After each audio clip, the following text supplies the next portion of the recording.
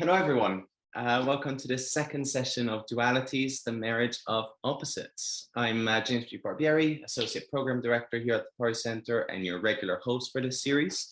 As a host, I'm here to help you throughout the call, so any problems, second or not, feel free to message myself, Eleanor, Pete, or Jenna Axelrod. So today we are joined by Mark Vernon for his first of 4 Sundays on Dualities on Spiritual Paths. Mark is a writer and psychotherapist. With a PhD in Greek philosophy, Mark has presented radio shows and podcasts, such as the Sheldrake-Vernon Dialogues with Rupert Sheldrake. His bibliography includes A Secret History of Christianity, Jesus, The Last Inkling, and the Evolution of Consciousness, where he explores in parts the work of William Barfield, and Dante's Divine Comedy, a guide for the spiritual journey. Today, Mark will be talking about the way of love, Plato and participation in the good, beautiful, and true. Before I begin, I'd just like to remind you all about a couple of guidelines for this call. First of all, if you could please mute your microphone during the presentations, just to ensure good quality audio. But at the same time, we do encourage you all to have your camera on. During Q&A and discussion, to ask a question, you can either use the raise your hand function, which you can find under reactions at the bottom of your screen, or write your question in the chat and I can read it out for you. Regarding the chat, please, it will be open throughout the call, so please do use it as it's a great way to share your ideas with the group. We do, however, ask to have an open dialogue in the chat and respect each other's ideas and opinions. I do understand that some do find the chat distracting, so if you wish to hide the chat, you can press the chat button at the middle of your screen to close it and hide it. Finally, all sessions are recorded for archival purposes and for you all. As always, you should have the recording in about 3 days' time, and we'll send you the link when they are ready. And with that, to start today's session, I'll pass it over to you, Mark. Welcome. Thank you very much, James, and thank you everybody for coming along. It's impressive to see so many on a Sunday afternoon, stroke evening, and I'm delighted to be contributing to this wonderful program. When I saw that dualities were going to be considered, particularly since dualisms at least are normally seen to get a bad write-up these days, I thought this is a good chance to approach a number of subjects from a fresh perspective, and there's a wide program, of course, across the month, and particularly delighted to be able to contribute something on Plato today, and then Dante, William Blake, and then bringing it right up to date with Ian McGilchrist on the 4th Sunday of this month. So what I'm going to do this evening is talk about Plato, and I'm going to talk for about an hour or so, and then we'll have a breakout rooms. You know, do join the breakout rooms, but I also get that some people just like to have a break. But the point of the breakout rooms is to try and digest, process, you know, take in something that struck you and so on from what I've said, because this evening of all my evenings is going to be, you know, there's going to be quite a lot to cover. It sort of sets the ground in a way. When we come to Dante and Blake in the second and third week, there's going to be a lot more imagery, as you might imagine, with those two writers. Tonight it's going to be, in a way, setting a frame that these subsequent spiritual adepts, stroke writers, have developed and progressed in various ways. So the breakout room, I hope, will be in about an hour's time, will be actually a really good moment to try and you know, adopt and take in some of the things which I've been saying, and then we'll conclude in the last half hour or so with a general Q&A and wrapping things up. So first of all, I wanted to start with where I think most people begin when they think about Plato, which is that he was a dualist and therefore a bad guy. I want to just put that sort of on the table, but then consider over 4 ways in which actually he was interested in dualities because he felt that they provide a way of dialectically becoming clearer and clearer about the good, the beautiful, and the true. That dialectic, seeming opposites, seeming differences, power our desire, power our love, and then when combined with discernment and intellect, that leads to a wider and greater perception of reality. So that's the broad theme of the next hour or so, that Plato wasn't a dualist. I'm about to explain why. But he was interested in dualities because of this capacity they have to foster our desire, foster our love, our eros, and expand our discernment and perception through the intellect meant in a particular way, which I'll come to, and so lead to the beatific vision of the good, the beautiful, and the true. That's how, broadly speaking, it all fits together.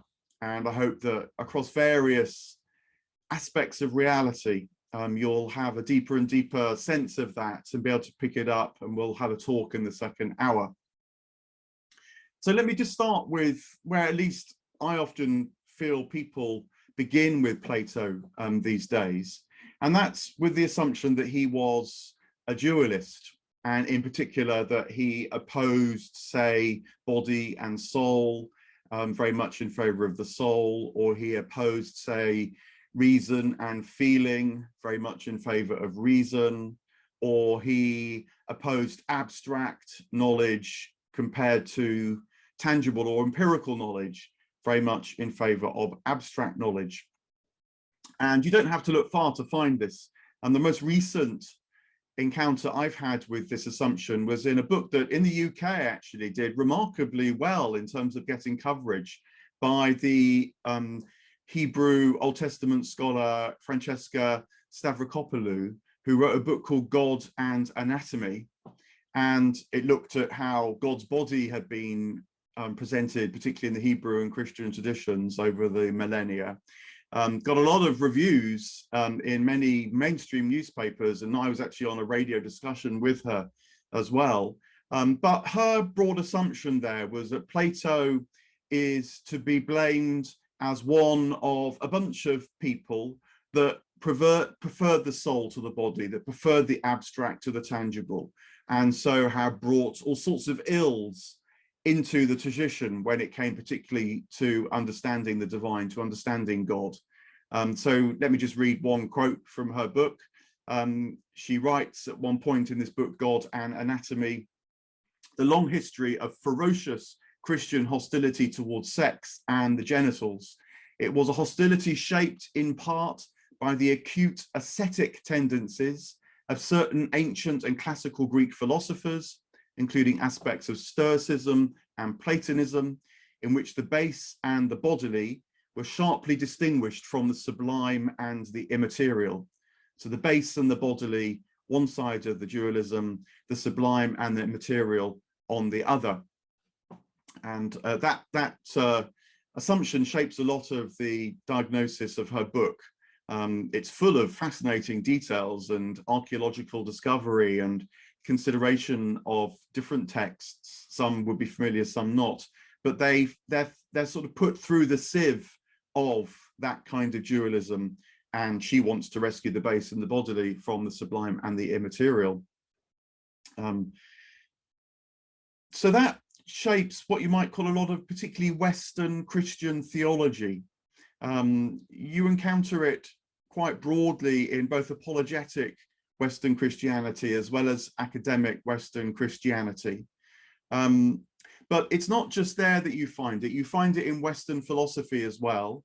And a couple of figures seem to champion Plato the dualist. One was Gregory Vlastos, who may or may not be known to people, but particularly in the middle part of the 20th century, he was hugely influential in Plato studies, probably the greatest scholar of Plato of his generation. When I did my PhD on Plato in the 1990s, it felt like Gregory Vlastos still cast a huge shadow, though it was beginning to shift then.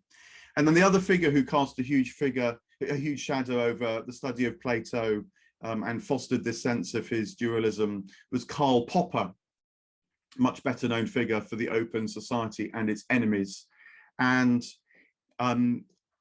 whereas Vlastos portrayed Plato as a kind of narcissist who used love in order to climb a kind of ladder towards the spiritual and away from the bodily, Popper cast Plato as a kind of armchair dictator whose dualism was different, but who reckoned that the best way to run a society was to have an elite group governing and directing the masses, the elite being in touch with the good, the beautiful, and the true, the masses failing to do so. So you get a kind of dualism reappearing there, you know, the elite rulers, the philosopher kings and queens, and incidentally, there were philosopher kings and queens in Plato's Republic. They're in touch with the sublime and the immaterial, and they rule those who are only in touch with the base and the bodily. And so Plato was one of his enemies in the open society, the first of his enemies actually, and the need to resist Platonic tendencies because of this was a big part of his program.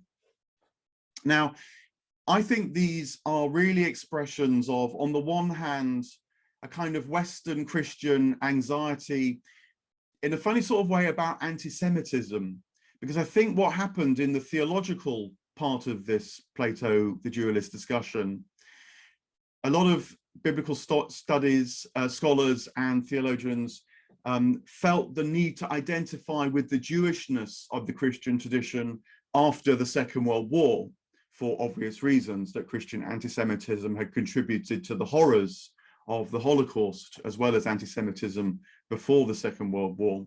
And so one way to do that was to distance yourself from the Hellenistic and the Platonic part of the Christian tradition. So that, I think, is a powerful factor. And it fitted quite well with a much older antagonism in the Western Christian tradition, which was against Platonism, because Platonism so powerfully informs Eastern orthodoxy.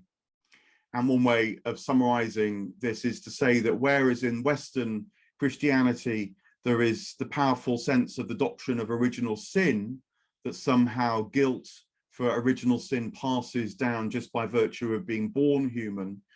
That's not so in Eastern Orthodoxy, who don't read Augustine, but rather read much more overtly Platonic figures like, for example, Gregory of Nyssa and others, who see the good, the beautiful, and the true running through all things, no doubt confused, no doubt obscured, no doubt on occasion lost, even terribly so, but nonetheless don't have that sense that there's some kind of aboriginal impairment of our vision that without some sort of external intervention, such as the incarnation in Christianity, would do us down. So that's part of the Christian story, I think, in the West that has led Plato to be regarded as a dualist. On the one hand, he was used to identify the Jewish elements within the Christian tradition after the war, but also there's this longer way in which the West has separated itself from Eastern Christianity by rejecting its Platonism as well, which is much more overt and clear in Eastern Orthodoxy. So that's part of the sort of religious backstory, which I'm explaining because I hope it sort of starts to clear the ground a bit. But we are heading past that. If any of you have read people like David Bentley Hart, who is an Orthodox theologian and philosopher, but writing very much in the West, he's having a very powerful influence now of reappropriating the Platonic part of the Christian tradition and the Western traditions more broadly. But it's also necessary, it's also important for another reason, because I think a lot of the way that Plato's been read as a dualist is based on post-Cartesian assumptions. Now here, we're beginning to get more into the meat of what I want to say tonight, because it's only when you realize that this whole notion of dualism is really, in my view at least, it'd be interesting to see what other speakers say across the course of this month, But in my view, dualism really takes hold after Descartes. It's a post-Cartesian assumption. You'll know why, I've no doubt. Descartes, in his meditations, in effect, that's the way he's read at least, separates, mind from body, the res cognisans and the res extensa, the mental and the physical. And in a way, Western philosophy since Descartes has been a fight between whether you prioritize the material and become some kind of materialist or physicalist, or you prioritize the mental and become some kind of idealist. That's shaped Western philosophy very, very broadly. And Plato is regarded as an idealist on the, as it were, mental side of that dualism, and so gets read in that way. But when you think that this word dualism didn't even exist until the 19th century, I think, you start to ask, are we reading back into the tradition? Are we misunderstanding what Plato was on about? And the great thing about wondering whether we are misunderstanding what Plato was writing about is that we're on the cusp of a whole world being opened up to us once again. And so that's why, to my mind, these aren't just academic issues, but are issues of our perception now, because there's a kind of return to Plato that becomes possible that makes him one of the key spiritual adepts for our times now, and can set us on this path of dialectical investigation into the nature of reality, using our desire and intellect together to rediscover this much wider perception, which I think he was on about all the time. This is to say that in the ancient world, and right into the medieval world, there wasn't, as it were, two possibilities, broadly speaking, on a kind of metaphysical flatland, the sort of material or the mental, make your choice. Rather, it was a three-dimensional, four-dimensional even perception of reality, with a great chain of being flowing down from the one, from the aboriginal source, from the divine, from the transcendent that's also immanent in all things. And that we humans, with our particular consciousness, are able, with awareness, to travel up and down this great chain of being. And the dialectical method, seeing differences, seeing opposites, but seeing they're in relationship, there's something dynamic about that, is a key way in which we're able to do that. Even the Gnostics in the early Christian period were dualistic in this great chain of being sense, rather than in the modern sense. For a full-on Gnostic, this is a whole other area which maybe people know about as well, but for a sort of full-on Gnostic, the problem wasn't that the material world was sort of opposed to the mental world. It was rather that the material world had got sort of cosmologically cut off from the mental world. And that's why, certainly in Christian Gnosticism, you have this imagery of Christ sort of breaking through, coming down cosmologically to provide a kind of escape route or a path of liberty that would connect us humans back to the divine source. It's a very different perception from modern dualism. It's exciting and interesting in its own way.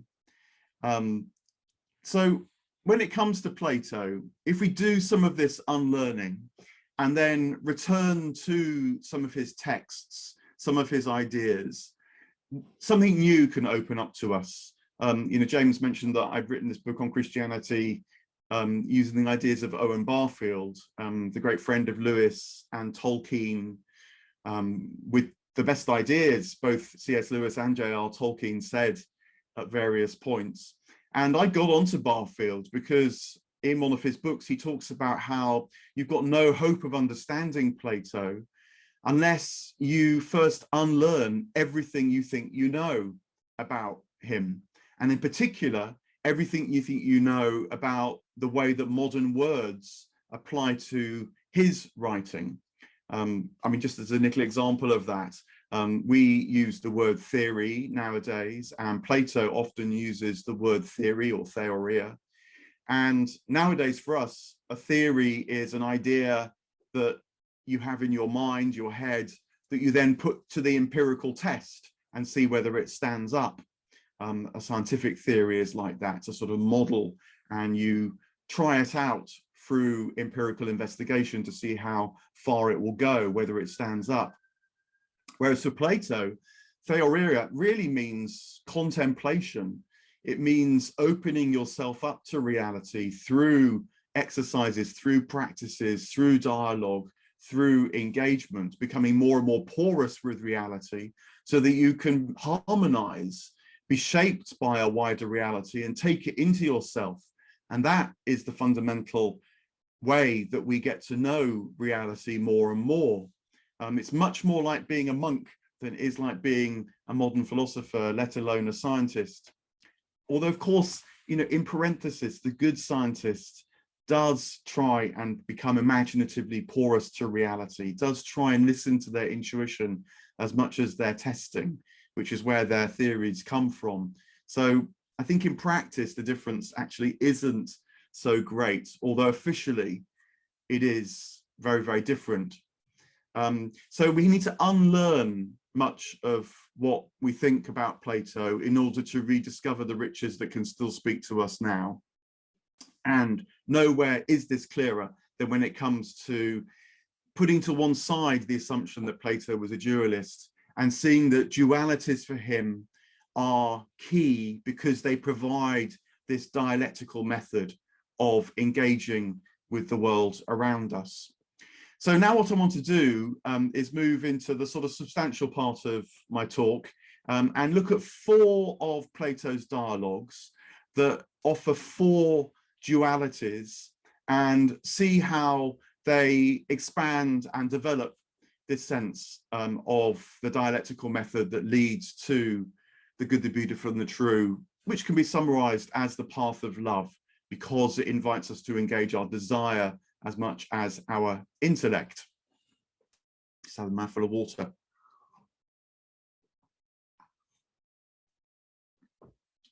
The 4 dualities I wanted to consider are light and darkness, love and lack, knowing and not knowing, and then life and death to begin with. So light and darkness is going to take us to Plato's Republic. Love and lack is going to take us to Plato's Symposium. Knowing and not knowing is going to take us to Plato's Timaeus. And then life and death is going to take us to Plato's Phaedo. So I hope you'll enjoy a little surf across these tremendous dialogues which have shaped so much spiritual as well as intellectual investigation over the last couple of millennium, but seeing them particularly through this wonderful prism which we've got for this month of dualities. So first of all, consider light and darkness. And in particular, in the Republic, you'll know that there is perhaps Plato's most famous myth, which is the myth of the cave. This is the story that Plato or Socrates tells right in the middle of the dialogue about how we human beings are a bit like prisoners held at the back of a cave, and we're sort of locked in place, although we don't even realize it, even around our heads, and so can't turn around, can't move, and all we can see is that which is straight in front of us. And we see what we take to be reality, but which are actually shadows dancing on the back wall of the cave. But some of the prisoners, 1 or 2 at least, realize that they're fixed in fetters and find the courage, and courage is very much emphasized in the myth of the cave. It takes daring to not just regard reality as you consider it to be, but want to know more, want to pursue a greater light. And so these rare individuals turn around and they see that there are shadows dancing on the wall created by puppets which are moving across flaming fire further up the cave, and they turn around and start to move towards the fire, drawn by its light, but also frightened by its flickering flames, and then realize that on the other side of the fire is another light about which they had absolutely no perception at all. And this at first looks like an even light drawing them towards it. Its course is the mouth of the cave, and they approach the mouth of the cave full of terror. The confines of the cave often look far more appealing to them, and yet there's something in the light that keeps them going. And they step through the mouth of the cave eventually and see a whole reality, much bigger than the cave, absolutely no perception of its existence at all when they were at the back of the cave. And then, of course, see that there's the sun that's dazzling to look at, and yet somehow is the source of all life, all vitality, all light. And the myth, of course, is a portrayal of encountering the good, the beautiful, and the true, the divine source that in Neoplatonism comes to be called the One. And then when Plato's work so powerfully influenced monotheistic traditions, becomes identified with the divine, with God. Now, let me unpack this and talk about its aspect in terms of light and darkness.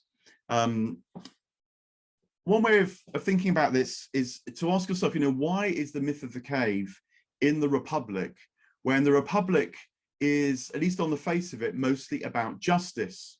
And you'll know that book 1 of the Republic begins with a discussion about the nature of justice, and reaches some tentative conclusions, but aren't really adequate. And so then Plato, Socrates launches into this much wider discussion that takes us through myths, imaginary cities, encounters of near-death experiences, the whole rich panoply of what's in the Republic, one of Plato's longer works.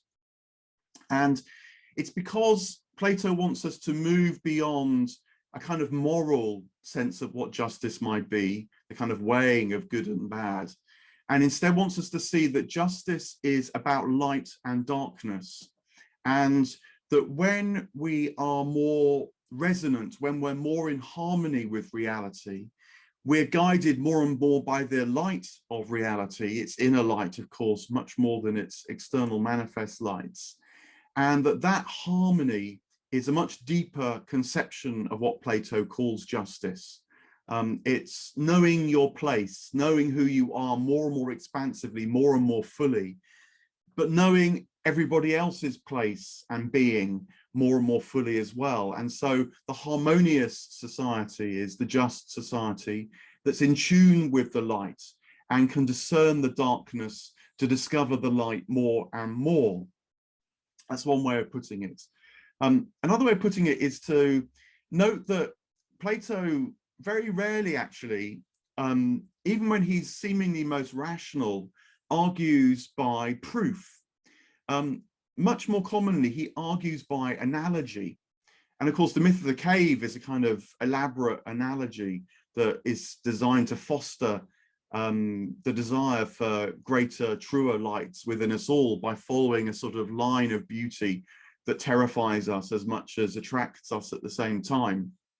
And the point about analogies is that they have this capacity to lead us into a wider reality, whereas a proof requires assumptions made in the reality that's already quite familiar to you.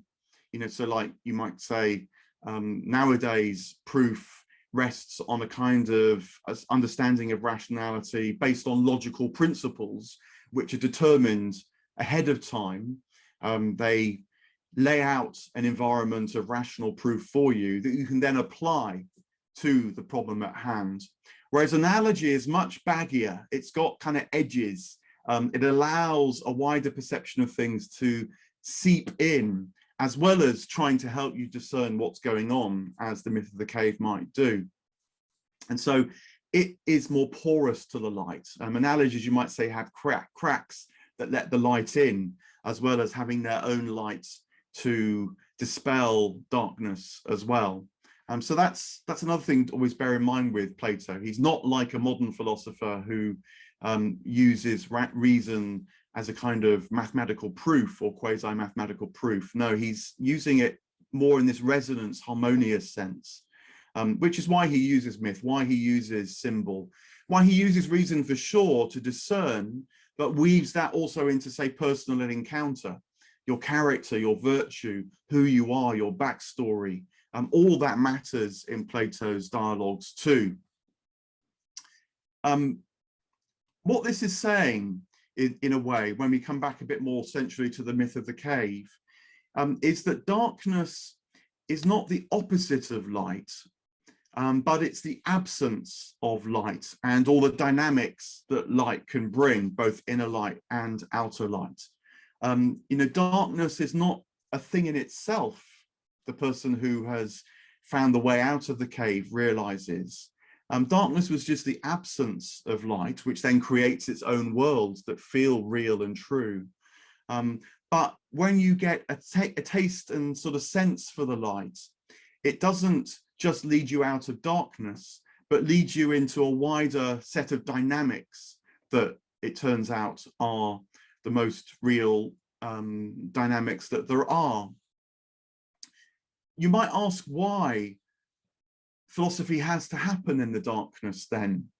And one of the answers to that is that the shadows, the flickers, that which both draws us and makes us frightened, fosters our eros, and so gives sense to our experience of life. That which can be terrifying, that which can feel shadowy, dark, actually Plato's teaching us is the way that we learn and to discern and follow the light. You know, you might say that even that which is tragic has a comedic element. And by that, I'm using comedy in the old sense as well, that which can draw us, can bring life to us, that which ultimately can delight us as well. But you can only really know the strength of the light, of the delight, when you've understood the fearfulness of the darkness. And so the cave isn't actually just a prison. The cave is strangely good news to us as well. This is part of Plato's much more commodious understanding of reality, that eventually, or maybe more sooner than that, we will realize that even the darkness was speaking to us of the light. The shadows, you might say, are the place where appearance and reality can actually be seen not to be opposed, not to be in some kind of antagonism, not to be ontologically split, like the modern notion of duality tends to imply. Rather, they can be seen as co-inhering, as part and parcel of the same chain of being. And so appearances can deceive us, but they're also inviting us, they're also drawing us towards greater truth, towards a bigger perception of reality, much like the shades and the darkness can actually make us more and more alert to the light when we can manage our fears. Even the sun, Plato says, is the child of the good. And the sun and the good is right at the center of the dialogue, because this sort of rising and falling pulse that you get as you read the Republic, where it seems they're making progress and then they take a setback, where it seems they found light and then they're plunged into darkness again. This is not just, as it were, a shame to get over. It's in that very dynamic that we learn dialectically and become more capable, more attuned with our full awareness, our full consciousness of the light, of which the myth of the cave speaks. You might say it's not about escape, it's about integration. And then in the dialogue, of course, the person who's escaped from the cave wants to return back to the cave to speak to his fellow prisoners and try to speak to them about this world that exists out there. And they don't want to hear, actually. They decide to kill the returned prisoner, which is no doubt a comment on what happened to Socrates himself, as Plato very well knew. Anyway, so that's to say something about light and darkness through the Republic, and particularly the myth of the cave. And I hope it's sparked thoughts, raised questions even, Make a note of those because we can discuss those, bring those back to the last part and develop them in the breakout sessions as well, when that happens in 20 minutes, 25 minutes or so. But I've got more, I hope, riches for you before then, because I want to talk next about the second duality that can become a dialectic, which is that of love and lack. Now, I've already sort of begun to touch on this. These are interfolding themes, but let's focus particularly on the role of eros, erotic love, and lack, and do that by considering the Symposium, probably Plato's best known dialogue, which has love as its key central organizing theme. Now, there's a lot in the Symposium, much like there's a lot in the Republic, but I'm going to pick on two particular moments in it, quite well known. One is the myth of Aristophanes. You'll know that the Symposium is this dinner party, drinking party, where various figures speak about love, give encomiums to love, praise speeches to love. And it comes to the turn of Aristophanes, who was the well-known comedian and playwright, not a fan of Socrates in real life, actually, but part of Plato's magnanimity, but also Plato's realization that even critique carries seeds of truth, means that he brings Aristophanes into the Symposium. And Aristophanes' myth goes a bit like this, that aboriginally, we human beings were two-headed, four-armed, four-legged round holes, and we had great power and could speed across the face of the earth, which, when Zeus looked down from Mount Olympus, caused the gods alarm, because they feared that human beings might have enough power to make an assault on Olympus. And so Zeus sent Hephaestus, the god of blacksmiths, down to earth to cut all human beings in half and so reduce their power, which Hephaestus did. And so human beings as we know them now were formed with one head, two arms and two legs, and sort of flat and linear rather than circular and whole. Now, some periods of time later, Zeus looked back down again and saw that human beings had been rather destroyed by this surgery, were looking rather pathetic, sort of flip-flopping across the surface of the earth, looking for their lost halves. And so what he did was send Hephaestus down again, and Hephaestus sort of turned our heads around, turned our nether regions around, the genitals, so that at least we human beings have the chance now of, when we find our lost half, of making love, of embracing in a kiss, and so having some echo of our aboriginal wholeness. And indeed, when Hephaestus talks to some of the lucky pairs that have reformed into wholes, made kind of partnerships, found their true love, he asks them, you know, let me grant you a request, let me grant you one more wish. And they say, bind us together forever, which he, of course, does. But what's so interesting about the myth is that, apart from very obviously talking about the nature of romantic love, these individuals who have found their lost half and have been rebound together permanently don't look like they're flourishing very much at the end of the myth. In fact, right at the end, Aristophanes says they look a bit like they're dying rather than really living. And I think what this is doing, the reason why Plato has this myth in the Symposium, is he's telling us that if we think that love and lack will be satisfied by finding the person whom we think we lack and joining a couple with them in love, it won't actually deliver all that we hope for. It will bring some pleasure, some satisfaction, some companionship, but won't lead us into the fullness of life. And for that, Plato says we need to hear a bit more. And so Aristophanes' myth is immediately followed by what Socrates has to say. And Socrates tells Aristophanes and the others what he heard from the priestess Diotima. And she told him about a very different experience of love that she wasn't sure whether Socrates would understand, and Socrates isn't sure whether the assembled company will understand anyway, but he he agrees to tell them what Diotima the priestess had told him. And broadly speaking, rather than a sort of two-dimensional view of love, you know, finding your lost half, having a romantic union, living happily ever after, which doesn't really grow that much, what needs to happen is that the duality of discovering love, awoken often by falling in love with someone, needs to develop into three-dimensional love. So there's a spiral up. And you might say that rather than just gazing into each other's eyes, lovers have to learn at some point to start looking back into life again and using the energy that their love stirred in order to find more and more of life. So again, I hope you can sort of see this dialectical dynamic emerging in our love lives as much as in our lives that seek the light.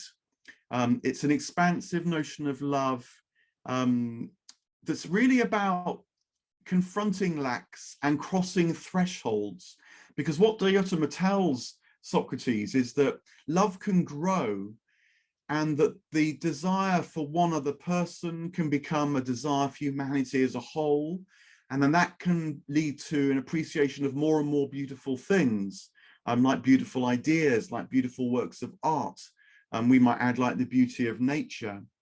And that, though, presents us with even more thresholds where we fall in love with subtler and subtler things. And so we fall in love with spiritual reality as well. And we realize that ideas and works of art and nature and other human beings become portals for that greater and greater love.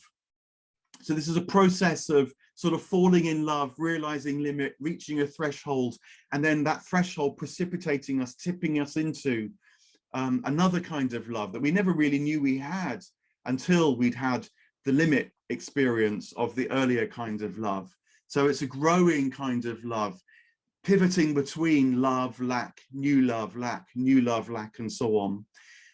Again, this isn't about opposites. It's about a kind of, well, it's often talked about a ladder of love, although Plato himself doesn't describe it like that, in which we desire more, to know more, to manifest more, to be shown more. And eventually, Diotima describes what she calls the form of beauty itself.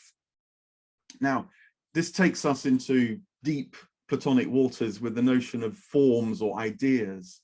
But to cut to the chase, I think what Diotima is saying to Socrates is actually that which beautifies, not that which is beautiful, is the most beautiful thing of all. So as we encounter appearances of beauty, we gradually tune more and more into that which beautifies all things.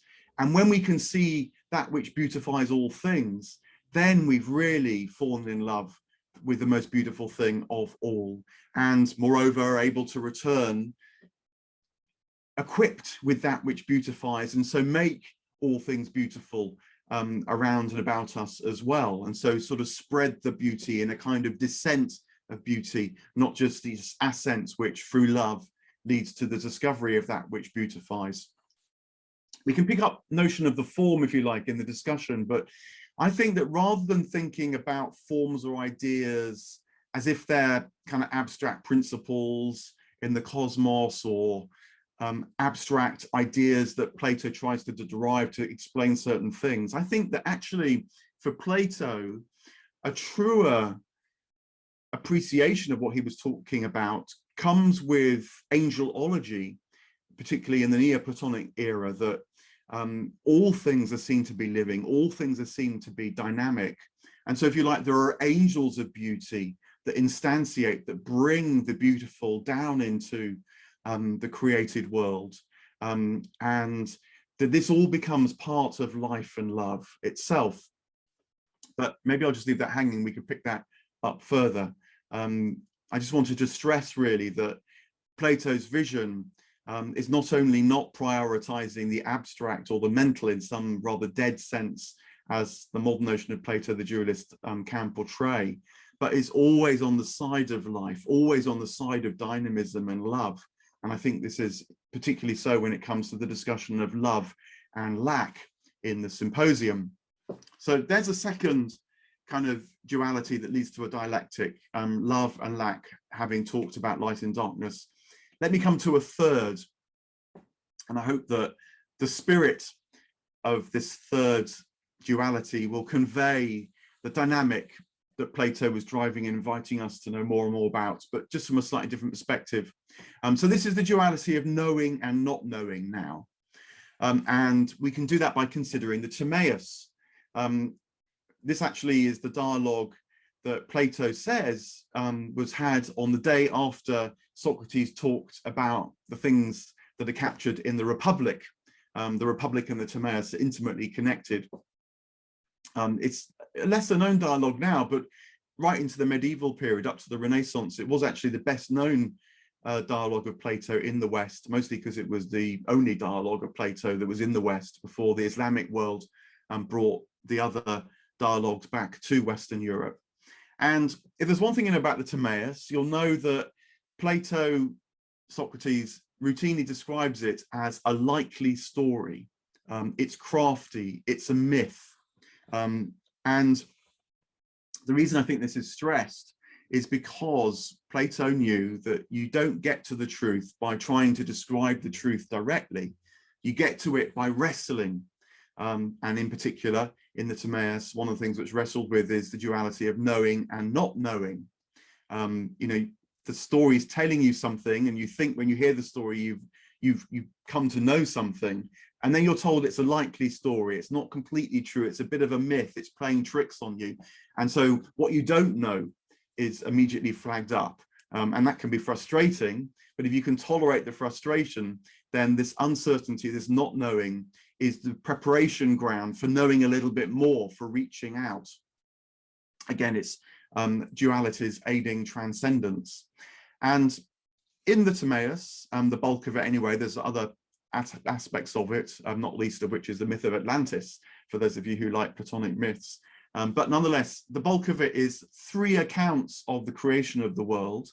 The best known is the creation of the world by the demiurge meaning the deity that brings good things to the demos, to the people.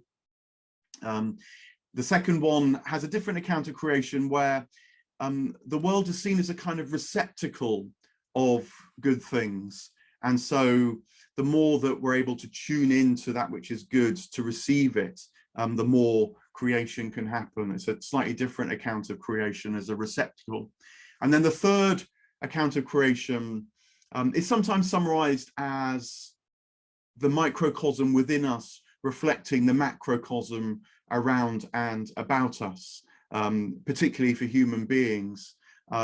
We participate in the creative act when we tune in to, in our own lives, more and more with the macrocosm around us. And so the inner reflects the outer. It's that kind of idea about creation and how it happens. But, you know, there are 3 very different accounts. One is a demiurge, a kind of external force inwards making things, a bit like a craftsman. The other is a receptacle, something more passive that just receives. And then the microcosm, macrocosm is much more active account of creation. And I think the idea is not that one's supposed to supersede the other, but that each has its own genius, its own way of knowing about how these things work, how the divine comes into the world. But also you come across its limits. You realize that it's not a full account, it's a likely story. And so it also confronts you with what you don't know, but that's really crucial because that precipitates more and more knowing.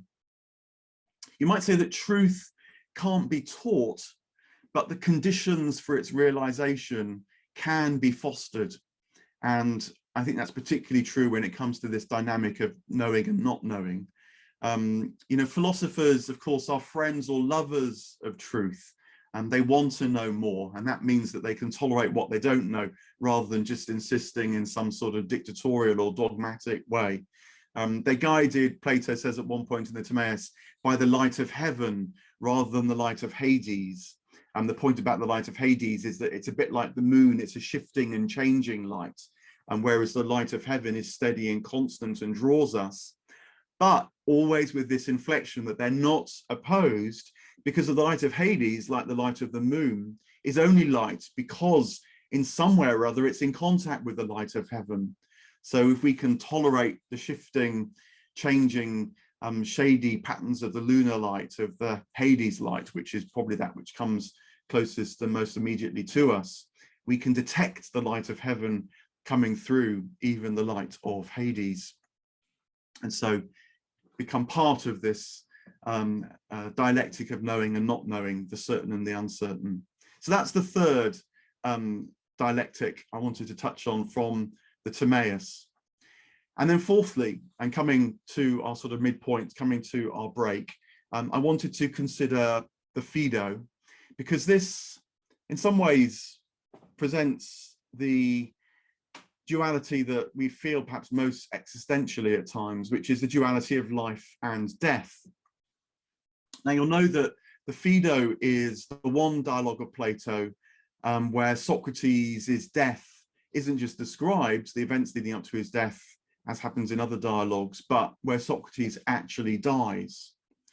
And I think at the heart of this dialogue is an invitation to follow the friends and disciples of Socrates to the moment where Socrates dies, and so experience virtually that death in ourselves.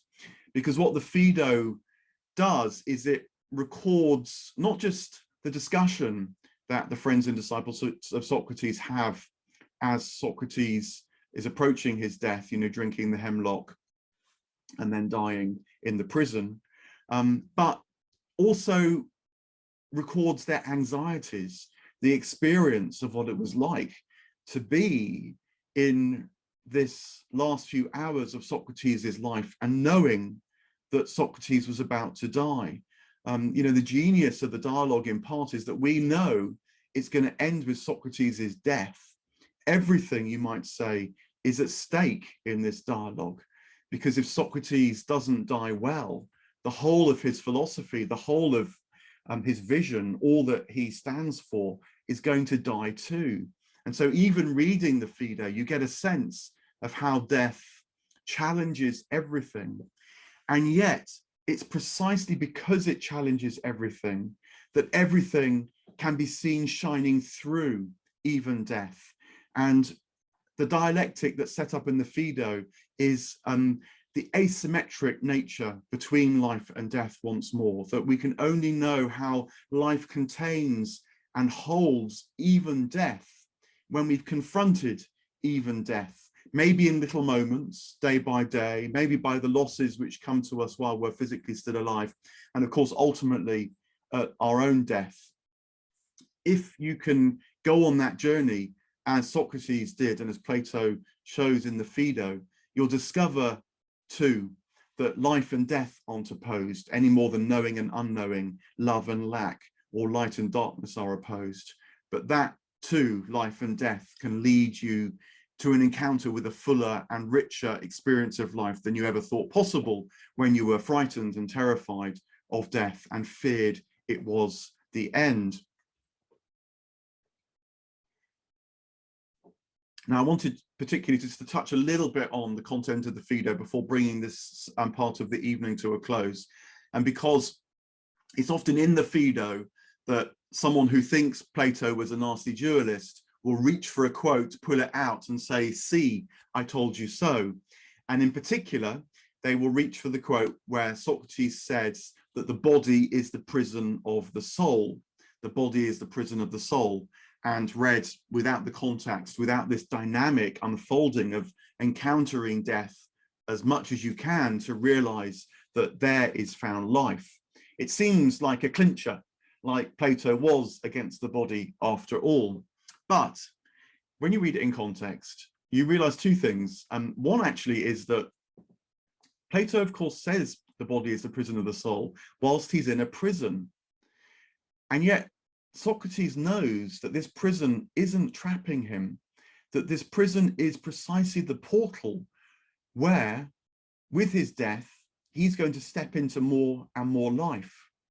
And so I think he's saying that that's precisely the case with our bodies, with embodied life as well, that our embodied life isn't that which traps us. It's the wonderful context within which we can take in more and more light, more and more love, more and more knowledge, more and more life. And so that which seems like the prison actually becomes the portal.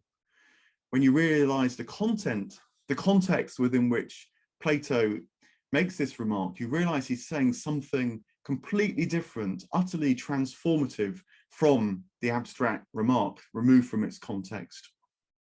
But it is also the case that Plato invites his fellows at that point to experience how the body might feel at times like a prison, like a trap, like a mortal frame that it's impossible to escape from. They use various analogies, various ways of contemplating this, and they talk about maybe the body is to the soul a bit like the lyre is to the music, that the lyre, you know, the guitar-like musical instrument, is a bit like our bodies, and it can play sweet music like our bodies can play sweet light and the music of life, until the lyre is smashed, until the body's broken, when the music disappears. Socrates wants his disciples, his fellows, to experience that existential moment. They discuss they consider our embodied life in other ways too. You know, they ask, but look, you know, in our mortal lives, we can get a sense and taste for eternity, a sense and taste for the infinite. We can even contemplate eternal things. And so maybe that means that we're part of the eternal too. That's another hope that they have. But Socrates says to them, well, it's true, we can taste eternal things in this life, but maybe for we humans, our fate is not to know eternal things in eternity, but only get a taste of them in mortal life. And it's only the gods that know eternal things in eternity. And so the hopes of his friends and fellows are dashed once more, but only so they can encounter the fear of death that little bit more and know the fullness of life when the moment comes for Socrates to die. And I think that's what the Phaedo suggests to us, that when we can risk letting go of it all, when we can even know what we're letting go of, that's when we can know the fullness of life. We can know the fullness of the light. We can hope to share a full knowledge of all things, and so be able not just to be dazzled by the sun, not just wonder at the sun, but know the light shining within us in its fullest extent,